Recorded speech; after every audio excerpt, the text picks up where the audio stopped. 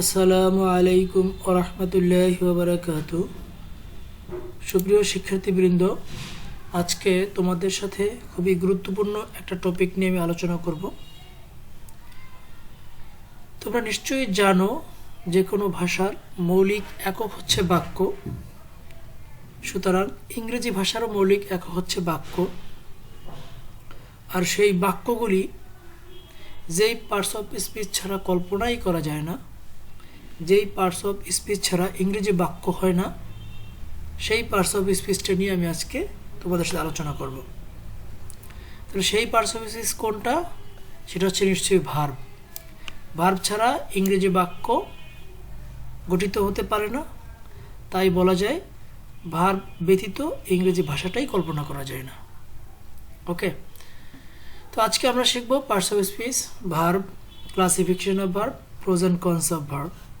আমি এখানেও লিখে দিয়েছি খুঁটিনাটি বিষয়সমূহ, অর্থাৎ আমরা সূক্ষ্ম বিশ্লেষণ শিখব ভার্বের, যাতে আমরা যে কোনো একাডেমিক পরীক্ষা সহ কম্পিটিটিভ এক্সামগুলিতেও আমরা ভালো ফলাফল অর্জন করতে পারি, কিংবা আমরা আমাদের মেধাকে প্রকাশ করতে পারি, আমাদের এক্সিলেন্সি প্রকাশ করতে পারি। সেই বিষয়টা এই লেকচারের মাধ্যমে ফুটিয়ে তুলব। লেকচার শুরুর আগেই আমার একটু বিশেষ দ্রষ্টব্যটি তোমাদের শুনে নিতেই হচ্ছে। লক্ষ্য করো, আমি তোমাদের এই পার্টস অফ স্পিচ পড়ানোর আগেই কিন্তু সেন্টেন্স পড়িয়েছি। যারা ইতিমধ্যে আমার চ্যানেলটিকে সাবস্ক্রাইব করেছো, আমার ভিডিওগুলো দেখেছো, তারা নিশ্চয়ই দেখেছো একটা ধারাবাহিকতা রেখেছি। আর তার থেকে বড় কথা হচ্ছে, আমি তোমাদের একটা পাঠ পরিকল্পনা দিয়েছি। সেই পাঠ পরিকল্পনা অনুযায়ী কিন্তু আমি তোমাদের লেকচারগুলো দেওয়ার চেষ্টা করি। তো যারা আমার ক্লাসগুলি ধারাবাহিকভাবে এবং মনোযোগ দিয়ে শুনবে, তারা ইনশাআল্লাহ খুব ভালোভাবে যে কোনো বিষয় তোমরা বুঝতে পারবে। যাই হোক, আমি এখানে কি গুরুত্বপূর্ণ কথাটা বলেছি, তোমরা ইচ্ছা করলে পজ করে পড়ে নিতে পারবে। তো যেটা বলেছিলাম, আমরা পার্টস অফ স্পিচটা পড়ে দিচ্ছি, কারণ আমি যেই অংশটা আজকে আলোচনা করব সেটা পার্টস অফ স্পিচেরই একটা অংশ। তাহলে পার্টস অফ স্পিচ কি? বাক্যের অংশ। আমি যেহেতু আগে এটা বলেছি, সংক্ষেপে বললাম। আর সেটা হচ্ছে কি? শব্দ। সুতরাং প্রত্যেকটা শব্দকে আমরা কি বলবো? পার্টস অফ স্পিচ বলবো। তাহলে আমরা বলতে পারি পার্টস অফ স্পিচ মানে হচ্ছে শব্দ। তাহলে পার্টস অফ স্পিচ 8 প্রকার, তার মানে হচ্ছে শব্দ 8 প্রকার। তো এই 8 প্রকার শব্দের ভিতর থেকে আমরা আজকে পড়ব ভার্ব। তো ভার্ব কি এমন যেটা ছাড়া ইংরেজি ভাষাটাই কল্পনা করা যায় না? একটু আমরা জেনে নিই। ভার্ব হচ্ছে একটা word. Verb is a word or a group of words, মানে এটাকে ফ্রেজ আকারেও থাকতে পারে। ইউজ টু ডিসক্রাইব, কিসের জন্য কি করে ব্যবহার করা হয়? বর্ণনা করার জন্য। কি বর্ণনা করবে? আমরা যেটা সর্বজন বিদিত, যেটা আমরা সবাই জানি, অ্যাকশন। অ্যাকশন ছাড়াও এটা স্টেট অর অকারেন্স, অর্থাৎ ঘটনা, এটা বর্ণনা করবে। ওকে, একটু খেয়াল করি। আমি role of verb in a sentence লিখেছি। Every complete sentence must have, লক্ষ্য করো, অবশ্যই, মানে পূর্ণাঙ্গ একটা বাক্যে অবশ্যই ভার্ব থাকবে। ভার্ব ব্যতীত একটা বাক্য কল্পনা করা যাবে না। যেমন অ্যাকশন বলতে আমরা কি বুঝি? যেমন read, do, walk, bring, run. এই যে এখানে এই শব্দগুলো দ্বারা অ্যাকশন বোঝাচ্ছে, সুতরাং এটা ভার্ব। এবার বি, এক্সিস্ট, স্ট্যান্ড, এটা দ্বারা স্টেটস বোঝাচ্ছে, সুতরাং এটাও ভার্ব। আবার হ্যাপেন, বিকাম, এগুলো দ্বারা অকারেন্স বোঝাচ্ছে, সুতরাং এই শব্দগুলো হচ্ছে কি? ভার্ব। আমরা সংক্ষেপে কি বলবো? ভার্ব দ্বারা কাজ করাকে বোঝায়, বা আমরা যেটা সব থেকে বেশি জানি, অ্যাকশন ওয়ার্ড। তার মানে ভার্ব হচ্ছে কি? Action word. যেমন কাম, গো, রাইট। এখন ভার্ব সম্বন্ধে যদি আমরা বিস্তারিত পড়তে চাই, বিস্তারিত জানতে চাই, এর প্রকারভেদ সহকারে জানলে সমূহ জ্ঞান অর্জন করা আমাদের পক্ষে সম্ভব হবে। তাই প্রত্যেকটা প্রকারভেদ এবং টার্ম সহ আমি প্রয়োগ এবং ব্যবহারটা তোমাদের আজকে আমি শেখানোর চেষ্টা করব। আশা করি সবাই মনোযোগ দিয়ে বসবে, মনোযোগ দিয়ে শোনার চেষ্টা করবে। ভার্ব প্রধানত দুই প্রকার। প্রধানত কেন বলেছি? কারণ বিভিন্ন দৃষ্টিকোণ থেকে ভার্বকে বিভিন্ন ভাগে ভাগ করা হয়েছে। তবে আমি যদি মোস্ট ইম্পর্ট্যান্স অর্থাৎ সব থেকে গুরুত্বের দিকটা বিবেচনা করি, সেই দিক থেকে ভার্ব হচ্ছে দুই প্রকার। সেটা হচ্ছে কি ফাইনিট এবং নন ফাইনিট। ফাইনিট আর নন ফাইনিট। যেহেতু ভার্বের কাজ হচ্ছে বাক্যে অর্থ প্রকাশ করা, সম্পূর্ণ অর্থ প্রকাশ করা, বা সেন্টেন্সের একটা মূল অংশ ভার্ব। যেই সেন্টেন্স পড়ানোর সময় আমি তোমাদের বলেছি যে sentence is a word or a group of words, মানে একটা ওয়ার্ডও হইতে পারে একটা সেন্টেন্স। সেই ওয়ার্ডটা তাহলে কি? সেই ওয়ার্ডটা হচ্ছে ভার্ব। তার মানে কি একটা ভার্বের পুরো একটা মনোভাব, তোমার সম্পূর্ণ মনের ভাব প্রকাশ করার ক্ষমতা রাখে। তো এর উপরে বেচ করেই ভার্বকে দুভাগে ভাগ করা হয়েছে। অর্থাৎ সম্পূর্ণভাবে যদি তার অর্থটা সে প্রকাশ করতে পারে তবে সে ফাইনিট ভার্ব। একটু স্টারিক্স মার্ক দিয়ে রেখেছি। কোনটা ফাইনিট ভার্ব কেমনে বুঝবে? যেটা সাবজেক্ট অনুযায়ী বসে, অর্থাৎ সাবজেক্ট সিঙ্গুলার প্লুরাল অনুযায়ী ভার্বটা চেঞ্জ হয়, টেন্স অনুযায়ী চেঞ্জ হয়, সেইটা হচ্ছে ফাইনিট ভার্ব। ওকে। আর তাহলে নন ফাইনিট কোনটা? যেটা সম্পূর্ণ অর্থ প্রকাশ করতে পারে না, তার মানে তাকে অর্থ প্রকাশ করতে হলে আরেকটা ভার্বের দরকার হয়, তাহলে সেটাকে আমরা বলবো নন ফাইনিট। সে যদিও ভার্ব কিন্তু পুরোপুরি অর্থ প্রকাশ করতে পারছে না, পুরোপুরি অর্থ প্রকাশ করার জন্য তাকে আরেকটা ভার্বের দরকার হয়, সেটাকে আমরা বলবো নন ফাইনিট ভার্ব। ঠিক, সেটা আমরা পরে আলোচনা করব, সামনের স্লাইডে এগুলো পাবো। তো এই ফাইনিট ভার্ব যেটা সম্পূর্ণভাবে অর্থ প্রকাশ করতে পারে, যেটা দিয়ে আমরা পুরো একটা বাক্যও বলতে পারি। যেমন এখানে আমি 3টা এক্সাম্পল দিয়েছি, কাম, গো, রাইট। যদি বলি রাইট, এটা পুরো একটা বাক্য। লেখো, এই লেখা বলার দ্বারা আমি আমার পুরো মনের ভাবটা প্রকাশ করতে পারছি। মানে ছাত্রছাত্রীকে বলছি তোমরা লেখো, এবং তারা আমার তথ্যটা বুঝতে পেরেছে, তারা লেখা শুরু করে দিয়েছে। সুতরাং এই রাইট একটা ওয়ার্ড হলো, সে পুরো একটা বাক্যের ভূমিকা পালন করেছে, এটাকে আমরা একটা বাক্যও বলতে পারি। সেটা আমি সেন্টেন্সে তোমাদের ভালো করে বুঝিয়েছি যে sentence is a word or a group of words. Okay, যাই হোক, তাহলে ফাইনিট ভার্ব হচ্ছে দু প্রকার, মানে যারা সম্পূর্ণ অর্থ প্রকাশ করতে পারে এরকম ভার্ব দুই প্রকার, প্রিন্সিপাল এবং অক্সিলারি। ওকে, যেহেতু আমি প্রকারভেদের কথা বলেছি, সুতরাং তোমাদের সামনে একটা ছক বা একটা ডায়াগ্রাম আনার চেষ্টা করেছি, যাতে কোথা থেকে কোন ভার্বটা এসছে সেটা বুঝতে তোমাদের সুবিধা হয়। লক্ষ্য করো, ভার্ব প্রধানত দুই প্রকার, ফাইনিট এবং নন ফাইনিট। ফাইনিট ভার্ব হচ্ছে দুই প্রকার, প্রিন্সিপাল, অক্সিলারি। এগুলো আমরা প্রত্যেকটা বিস্তারিত আলোচনা করব। এক দৃষ্টিতে একটা ওভারভিউ তোমাদের সামনে দেওয়ার চেষ্টা করেছি, যাতে তোমাদের বুঝতে সুবিধা হয়। এই জন্য খেয়াল করো, তাহলে ফাইনিট ভার্ব হচ্ছে দু প্রকার, প্রিন্সিপাল, অক্সিলারি। আর নন ফাইনিট এটা হচ্ছে তিন প্রকার, জেরান্ড, ইনফিনিটিভ এবং পার্টিসিপাল। প্রিন্সিপাল ভার্ব দু প্রকার, ট্রানজিটিভ, ইনট্রানজিটিভ। অক্সিলারি ভার্ব দু প্রকার, প্রাইমারি, মডাল। পার্টিসিপাল তিন প্রকার, প্রেজেন্ট, পাস্ট, পারফেক্ট। এবার এখানে আরও কিছু ভার্ব দিয়েছি, যদি এগুলোকে সরাসরি আমরা প্রকারভেদ বলবো না, তবে ট্রানজিটিভ ভার্ব থেকে আমরা পাবো positive verb, factitive verb, possessive verb, reflexive verb, reciprocal verb. আবার ইনট্রানজিটিভ ভার্ব থেকে আমরা পাবো কগনেট ভার্ব এবং লিঙ্কিং ভার্ব। মডালের আরেকটা রূপ আছে সেমি মডাল। মানে এখানে আমি ভার্বগুলিকে একটা দৃষ্টিতে তোমাদের দেখানোর আমি চেষ্টা করেছি। ওকে, এগুলো সম্বন্ধে প্রত্যেকটা সম্বন্ধে আমরা বিস্তারিত আলোচনা করব। তাহলে ফাইনিট ভার্ব দু প্রকার, প্রিন্সিপাল এবং মডাল, প্রিন্সিপাল এবং অক্সিলারি। তো প্রিন্সিপাল ভার্ব এর আরেকটা নাম হচ্ছে লেক্সিক্যাল ভার্ব, আর যেটা কমন আমরা সবাই জানি মেইন ভার্ব। তবে প্রত্যেকটা নাম আমরা জানবো, কারণ এগুলি তোমার হায়ার স্টাডিজের জন্য অথবা পরবর্তী ক্লাসের জন্য বিভিন্ন সময় টার্ম দেওয়া থাকে। তখন টার্মটা শুনে যেন আমি বিব্রত না হই, এই জন্য একটা শব্দের যদি অন্য কোনো নাম থাকে সেটা আমরা জানার চেষ্টা করব। তাহলে প্রিন্সিপাল বা লেক্সিক্যাল ভার্ব কাকে বলে? যে ভার্ব একদম স্বাধীনভাবে অর্থ প্রকাশ করতে পারবে, তার অন্য কোনো ভার্বের সাহায্য নেওয়ার দরকার নাই, ইভেন অন্য কোনো ওয়ার্ড ছাড়াও সে পুরোপুরি অর্থ প্রকাশ করতে পারে। তো সেটাকে আমরা কি বলবো? Principal verb. যেমন গো, কাম, রাইট। এবার আরেকটা প্রকার পেয়েছি কি আমরা, অক্সিলারি ভার্ব বা হেল্পিং ভার্ব। এখানে একটু বলে রাখি, প্রিন্সিপাল ভার্বের প্রকারভেদ আছে, সেটা আমরা একটু পরে আলোচনা করব। কারণ আমি তোমাদের যে ছকটা দেখিয়েছি এই ছক অনুযায়ী আর কি আসবো।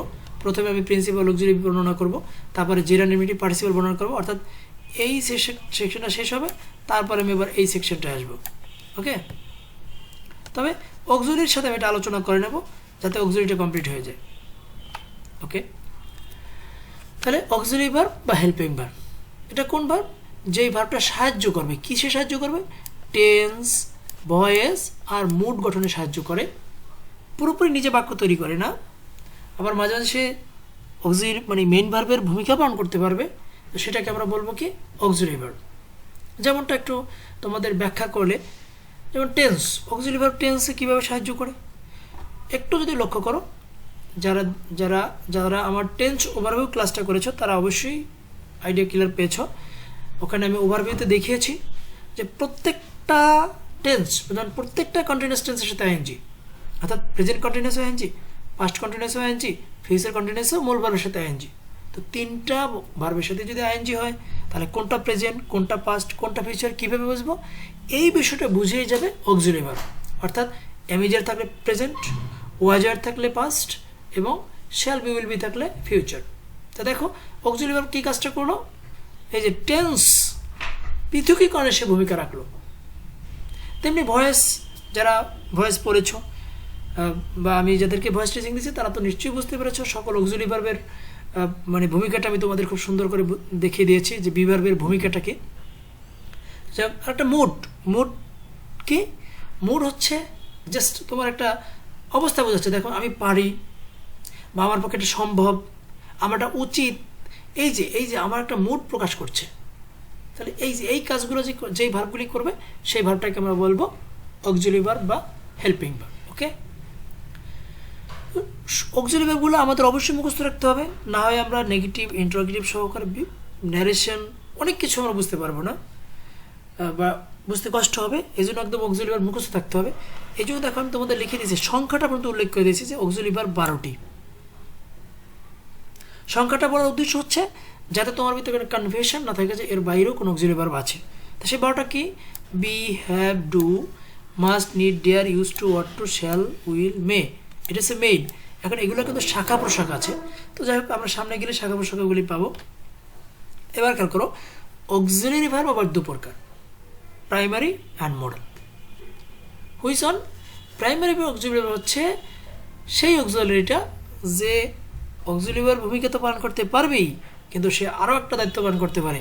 কোনো কারণে যদি প্রিন্সিপাল ভার্ব না থাকে আর সে পুরো মেইন ভার্বের ভূমিকা পালন করে, ইভেন সে ভার্বের চাহিদাও পূরণ করতে পারে।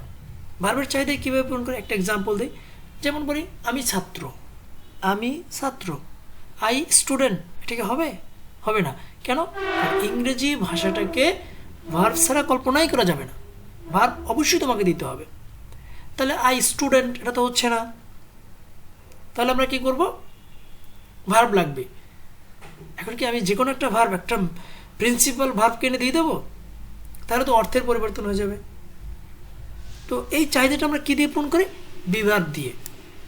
তা বি ভার্ব বলতে আমরা কী বুঝি? Am, is, are, was, were, be, being, বিন।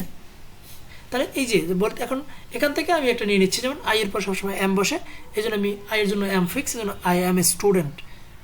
আর আমি ছাত্র ছিলাম বললে হলে আই ওয়াজ স্টুডেন্ট।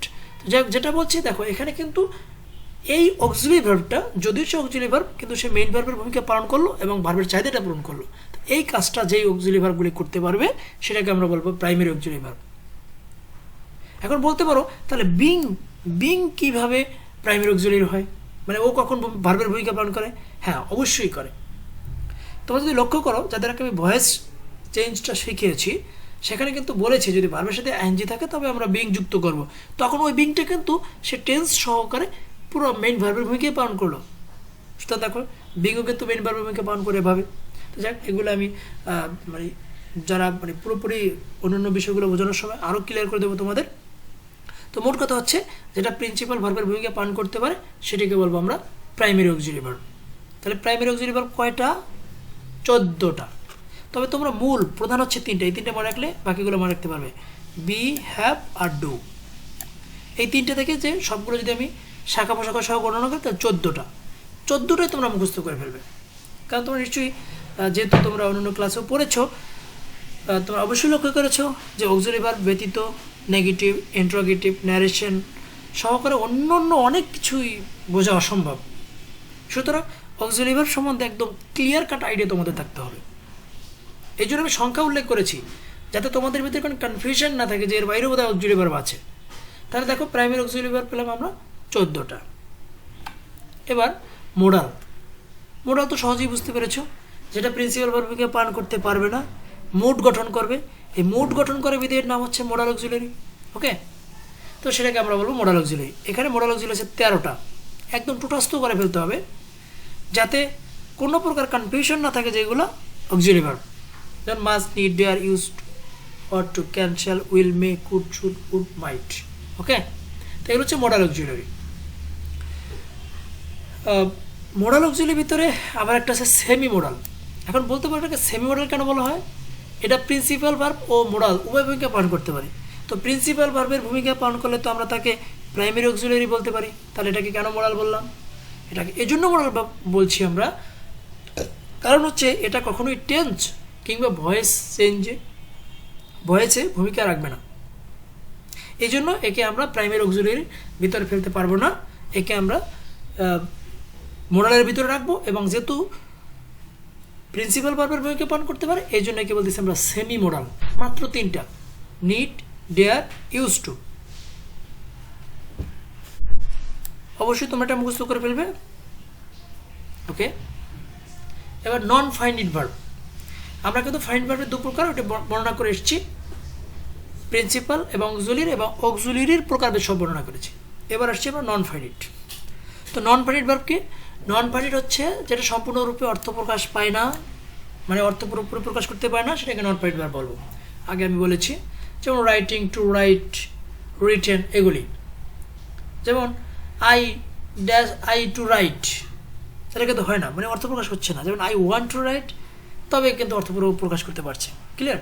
মানে হচ্ছে যেটা সম্পূর্ণ অর্থ প্রকাশ করতে পারবে না, এটা প্রকারভেদগুলি পড়লে আমাদের আরও আইডিয়া ক্লিয়ার হয়ে যাবে। তো নন ফাইনাইট ভার্ব হচ্ছে 3 প্রকার: gerund, ইনফিনিটিভ, পার্টিসিপল। ওকে,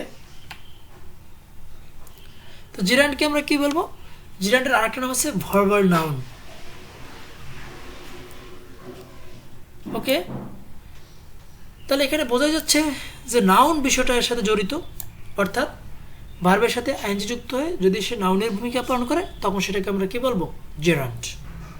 যেমন রিডিং, রিড শব্দটা হচ্ছে ভার্ব, তার সাথে আইএনজি যুক্ত হয়ে সে সাবজেক্টের জায়গায় বসেছে, তার মানে কি? সে নাউনের কাজ করেছে।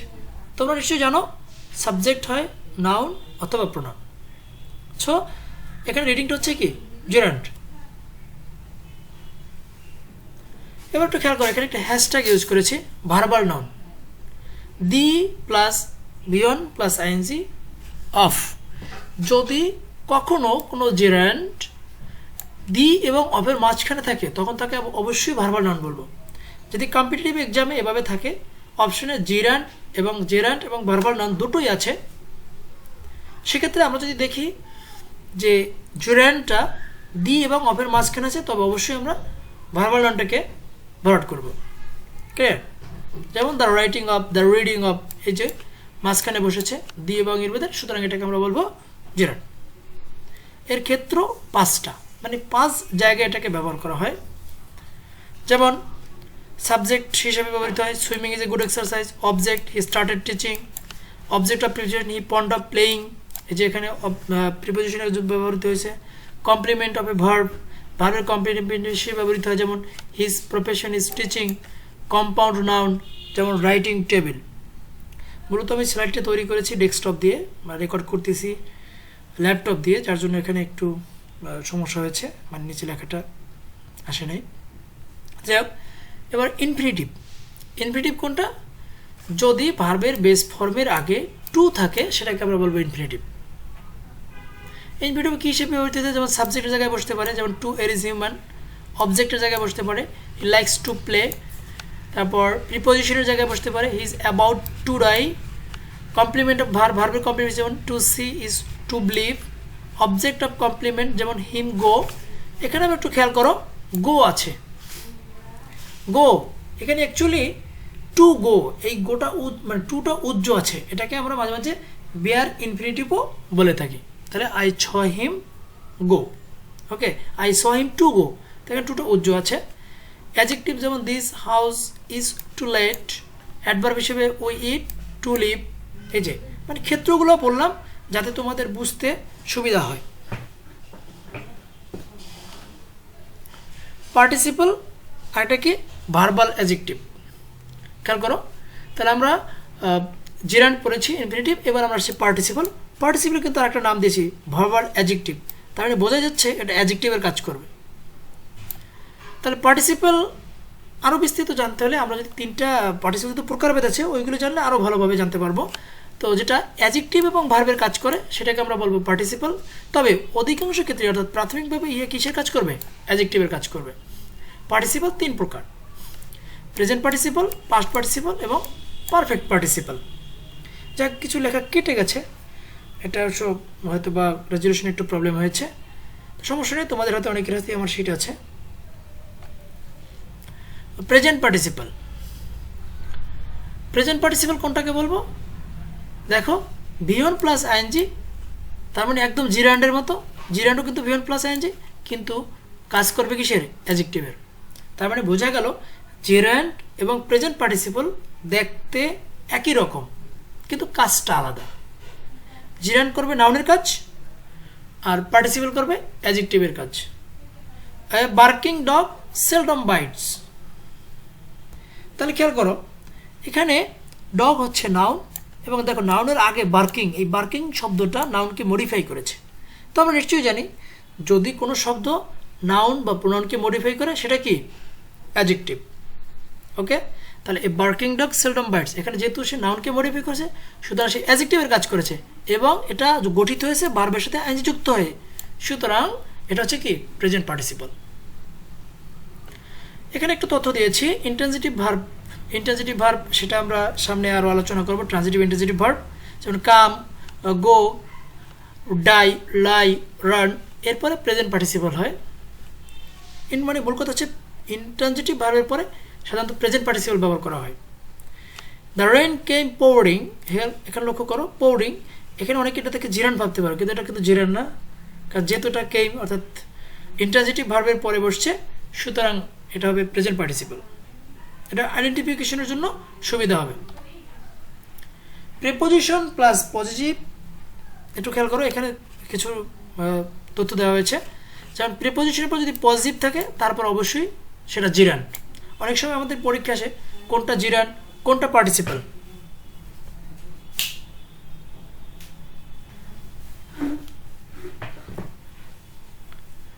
যেমন ওয়ান মাই গোয়িং, খেয়াল করো এখানে ওয়ানটা কি? প্রিপোজিশন, তারপরে পজিটিভ দেওয়া আছে সুতরাং এই গোয়িংটা কি? জিরান। এখানে আরেকটু তথ্য দিয়ে থাকি, পজিটিভ, এই পজিটিভটা সবসময় কিন্তু অ্যাডজেক্টিভের কাজ করে আর অ্যাডজেক্টিভের পরে কি থাকে? নাউন, আর নাউন মানে কি? জিরান্ড। ওকে, এবার একটা জিনিস খেয়াল করো, প্রিপোজিশনের পরে নো পজিটিভ, অর্থাৎ যদি পজিটিভ না থাকে তাহলে পার্টিসিপল। প্রিপোজিশনের পর যদি পজিটিভ থাকে তাহলে জিরান্ড, আর পজিটিভ না থাকলে সেটা পার্টিসিপল। যেমন I have doubts about this happening, এই হ্যাপেনিংটি কিন্তু পার্টিসিপল। কেন? এর আগে পজিটিভ নেই। খেয়াল করো অ্যাবাউট প্রিপোজিশন, দিস একটা প্রোনাউন, সুতরাং এই হ্যাপেনিংটা হচ্ছে পার্টিসিপল।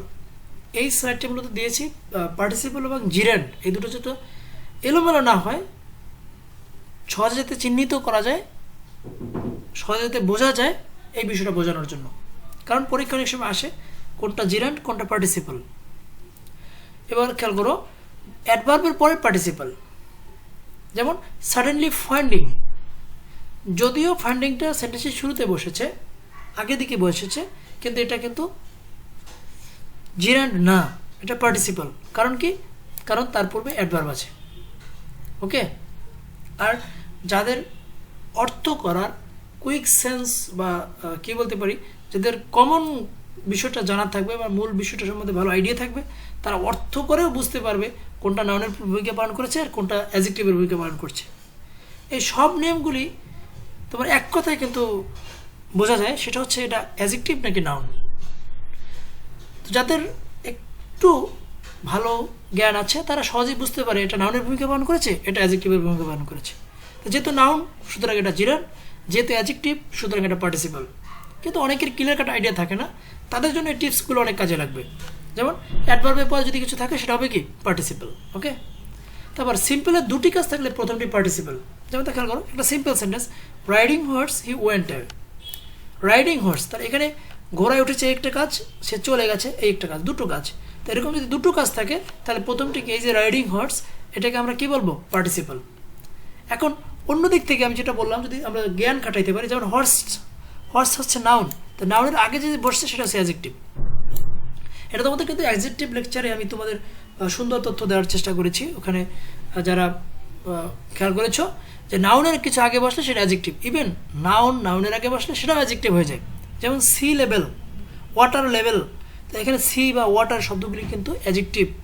ওকে, তাহলে যেহেতু হর্সের আগে রাইডিং বসেছে সুতরাং এটা অ্যাডজেক্টিভ, সুতরাং এটা পার্টিসিপল। এভাবেও তুমি আইডিয়া নিতে পারি আমরা, অথবা আমরা এভাবেও যদি ওভাবে যদি আমি আইডেন্টিফাই করতে না পারি তাহলে একটু টিপস আকারটা নিতে হবে, যে দুটো কাজ থাকলে প্রথমটি কী হবে পার্টিসিপল। এবার একটা কন্টিনিউয়াস টেন্সের যে সাথে যে আইনজি যুক্ত করি, তাহলে সেই আইনজিটি কি, সেই আইনজিটি কিন্তু জেরান্ট, খেয়াল করবে। ওকে, এবার পাস্ট পার্টিসিপল। পাস্ট পার্টিসিপলটা কি, একদম আমরা তো বিশেষ করে ভার্বের যে চেঞ্জগুলো পড়ি, স্ট্রং ভার্ব, উইক ভার্ব, সেখানে আমরা পড়ে এসেছি। কনজুগেশন ভার্বে আমরা পড়ি প্রেজেন্ট পাস্ট, পাস্ট পার্টিসিপল, তার মানে ভিত্তিটা হচ্ছে কি পাস্ট পার্টিসিপল। এবার আরেকটা আছে পারফেক্ট পার্টিসিপল। পারফেক্ট পার্টিসিপল কোনটা, এই ভিত্তির পূর্বে যদি হ্যাভিং থাকে তাহলে হ্যাভিংটা কি পারফেক্ট পার্টিসিপল। যেমন এই যে দুইটা ভিত্তিরি, দেখো এটাও ভিত্তিরি এটাও ভিত্তিরি, তো যেহেতু এখানে দুটোই ভিত্তিরি, তো এই দুটো ভিত্তিরির ভিতরে একটার পূর্বে হ্যাভিং আছে, তাহলে হ্যাভিং যদি যুক্ত থাকে সেটাকে বলা হয় পারফেক্ট পার্টিসিপল।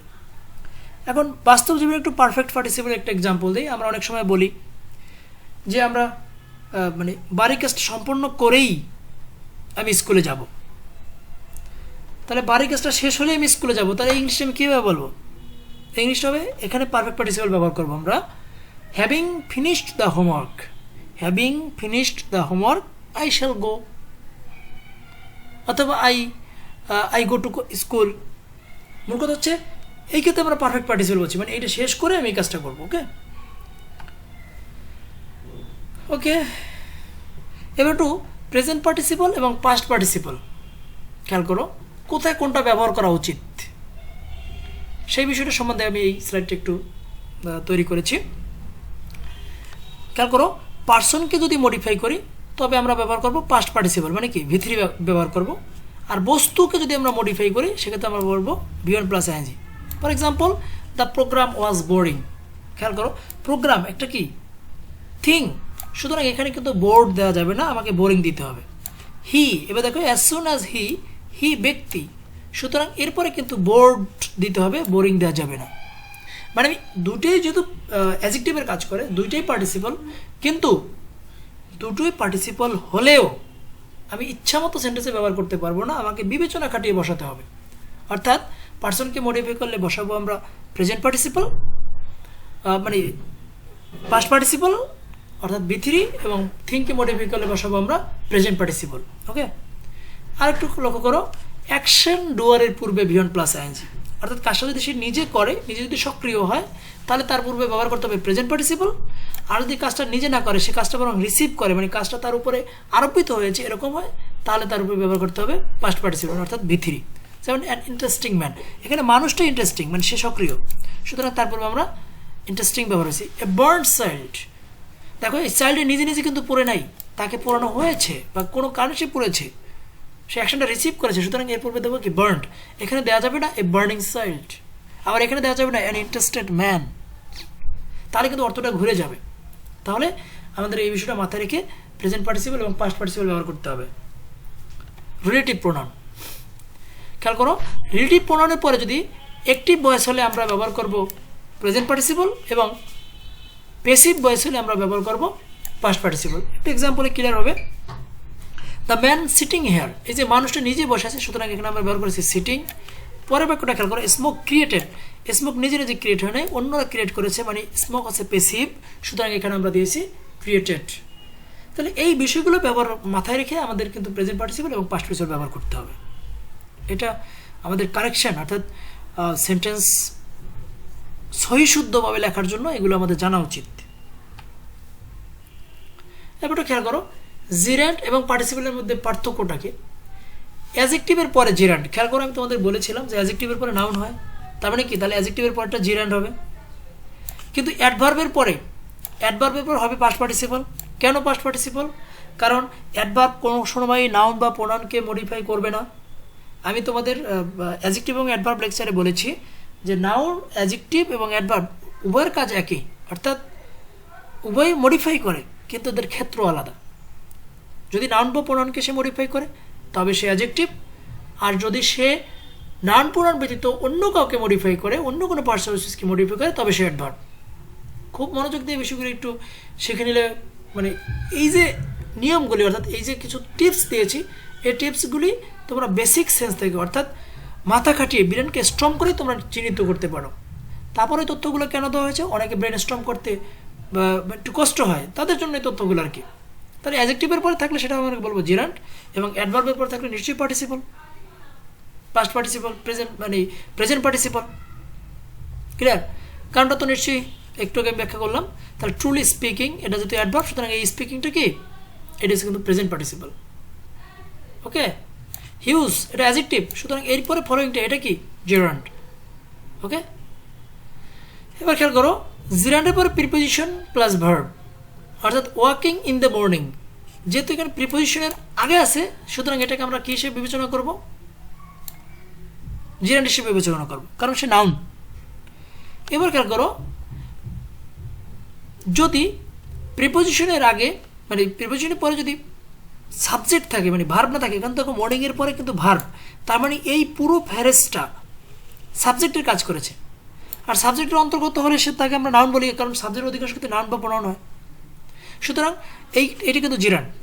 এবার লক্ষ্য করো যদি পাস্ট পার্টিসিপল অর্থাৎ প্রিপোজিশনের আগে প্রিপোজিশনের পরে যদি সাবজেক্ট থাকে, তাহলে সাবজেক্ট তো আছেই।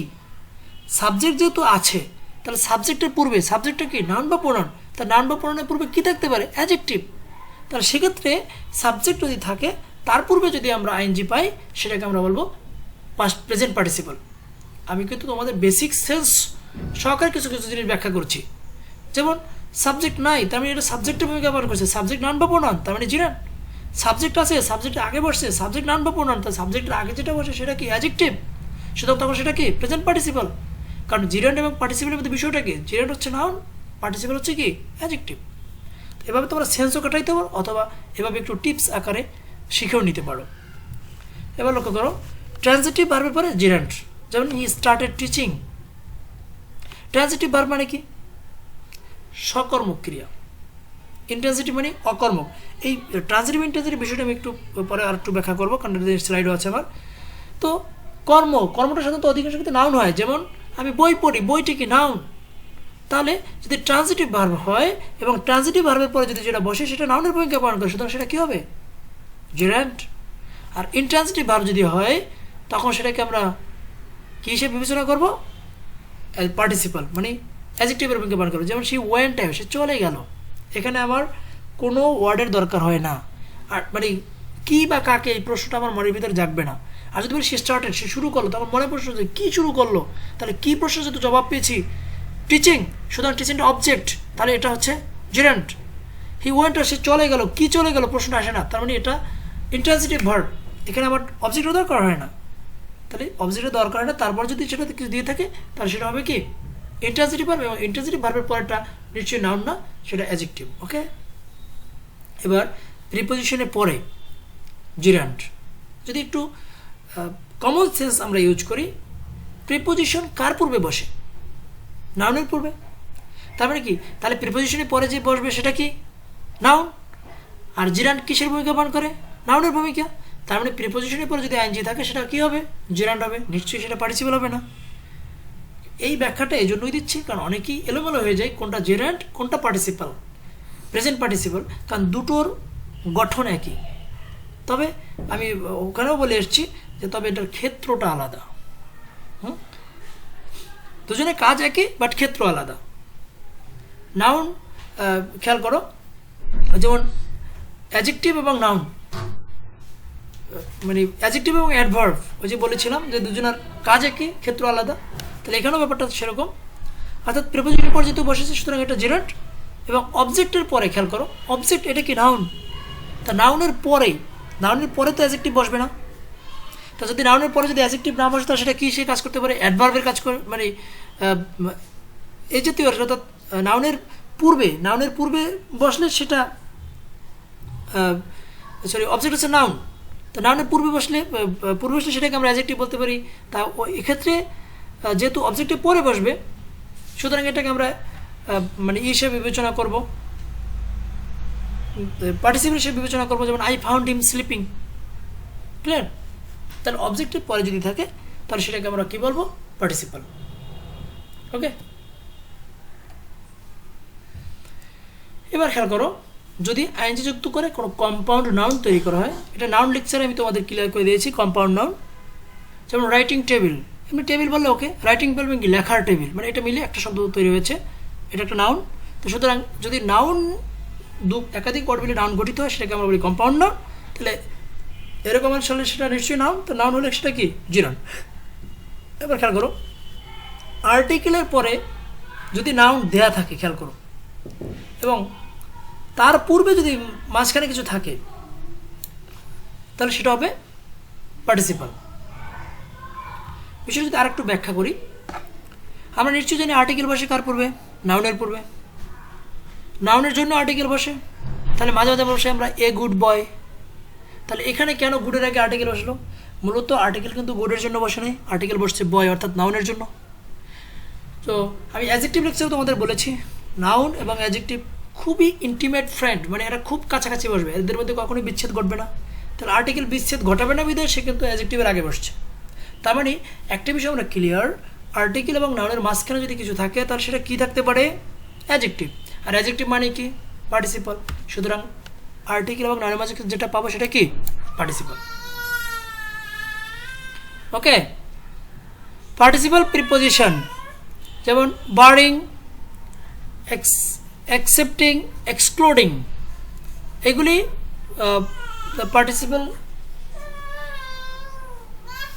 যেমন বাট, যেমন এই শব্দগুলি প্রিপোজিশনের ভূমিকা পালন করেছে, সুতরাং এটা পার্টিসিপাল।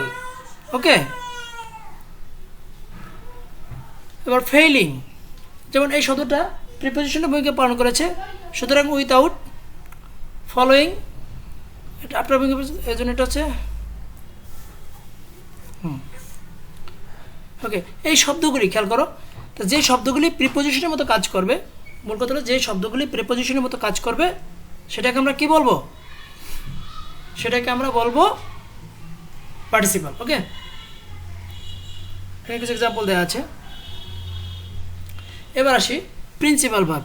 প্রিন্সিপাল ভার্ব দু প্রকার, কি কি, ট্রানজিটিভ, ইনট্রানজিটিভ। ওকে, তো ট্রানজিটিভ বা ইনকমপ্লিট ভার্ব কোনটা, যেটা অবজেক্ট প্রয়োজন হয়,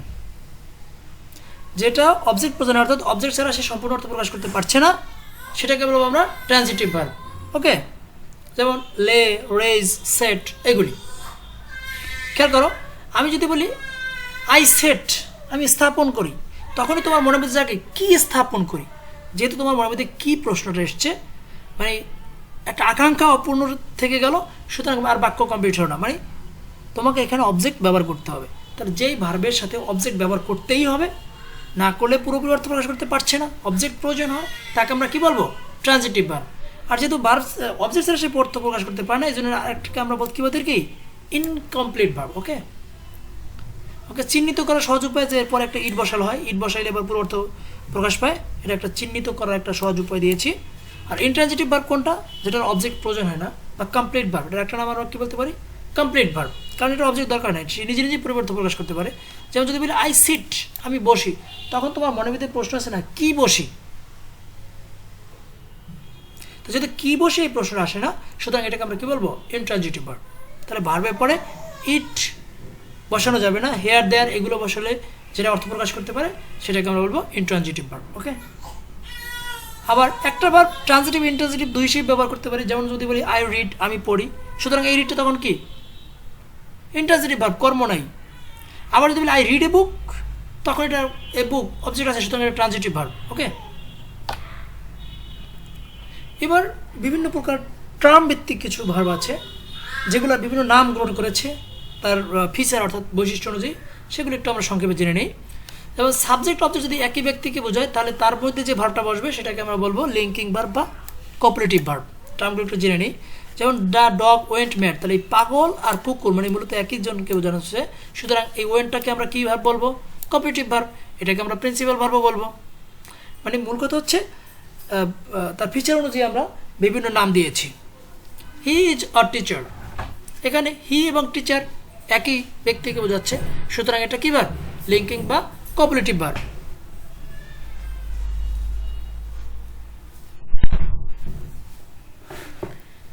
এবার কগনেট ভার্ব। কগনেট ভার্ব কোনটা? যেটা সমজাতীয় অবজেক্ট গ্রহণ করে সেটাকে আমরা বলবো কগনেট ভার্ব।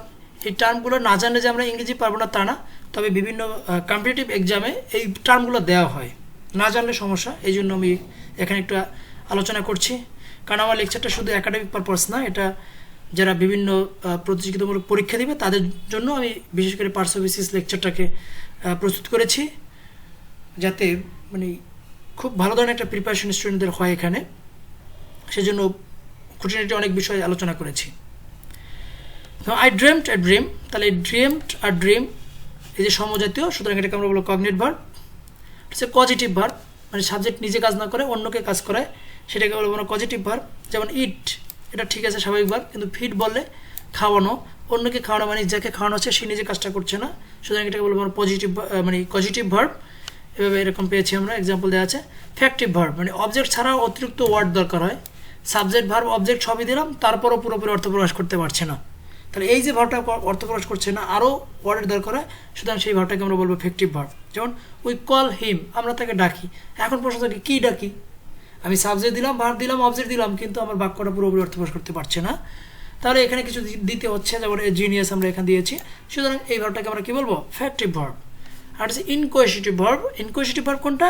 যেটা পরিবর্তন বোঝাবে, যে ভার্ব দ্বারা পরিবর্তন, বিকাশ, পরিণতি এগুলো বোঝাচ্ছে, সেটাকে আমরা বলি ইনকোয়েশিটিভ ভার্ব। যেমন it's growing dark. Okay. Common verb মানে সাবজেক্ট নিজেই কাজ সম্পন্ন করে, সেটাকে বলবো আমরা কমন ভার্ব। আর হচ্ছে স্ট্যাটিভ ভার্ব মানে অবস্থা বোঝায়, আর যদি অবস্থা বোঝায় সেক্ষেত্রে এই ভার্বের কন্টিনিউয়াস হবে না। যেমন তোমাদের যদি এক্সাম্পল দিই, যেমন আই সি আমি দেখি, আর আই এম সিং আমি দেখিতেছি। দেখি আর দেখিতেছি যেহেতু দুইটা একই বোঝায়, একই স্টেট একই অবস্থাকে বোঝায়, সুতরাং এইসব ভার্বের আমরা কখনোই কন্টিনিউয়াস টেন্স করবো না, করলে সেটা অতিরঞ্জন হবে বা সেটা সমীচীন হবে না।